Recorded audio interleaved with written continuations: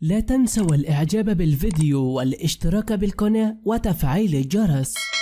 السلام عليكم ورحمة الله وبركاته. وفاة الراقصة سهير مجدي. أعلنت الفنانة فيفي عبده على مواقع التواصل الاجتماعي عن وفاة الراقصة سهير مجدي التي ابتعدت عن الأضواء منذ سبعينيات القرن الماضي. وقد عرفت سهير مجدي بمشاركتها الفنية في فترة الستينيات والسبعينيات، وكان من أبرز أعمالها الراقصة الشهيرة في فيلم عروس النيل بطولة رشدي أباظة ولبنى عبد العزيز، وهو فيلم يدور في إطار كوميدي حول شخصية سامي الذي يسافر إلى الأقصر لمتابعة عمليات تنقيب عن البترول قرب مقابر عرائس النيل، حيث تحذره الأساطير من لعنة الفراعنة قبل أن تظهر له عروس النيل التي تقلب حياته رأسا على عقب. ولم تعلن بعد تفاصيل مراسم تشييع الجنازة